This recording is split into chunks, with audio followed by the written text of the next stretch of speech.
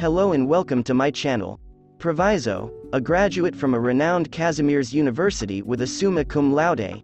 Yeah, this is an actual term used by colleges and universities. It apparently means obtaining the highest distinction. Oh, and also, Proviso's real name is Des. Before going into the nitty-gritty, I'd like to take a moment to introduce a new gacha game around the block, Snowbreak Containment Zone.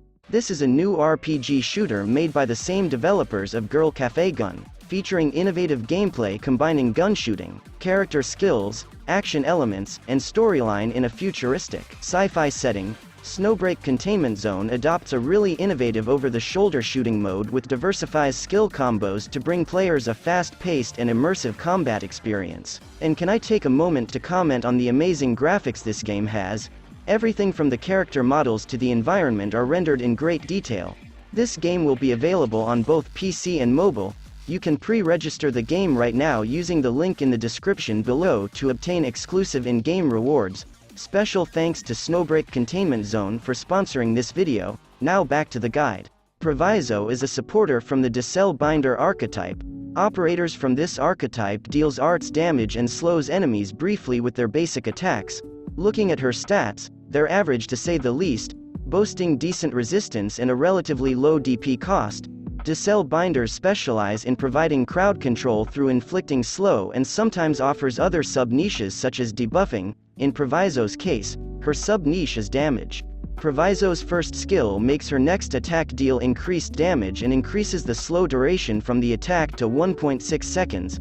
The attack scaling on this skill is really high, which is much needed as Tsalthsu don't exactly have the best base attack stats. This skill can hold up to 3 charges and has a low SP cost. The main drawback of this skill is its single target nature.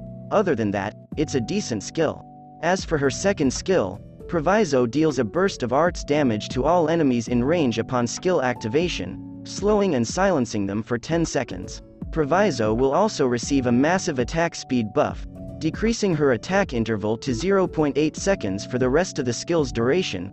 While the increased attack speed is great, it doesn't really contribute much in terms of damage due to her relatively low base attack stat, but instead contributes to more slow application through her basic attacks.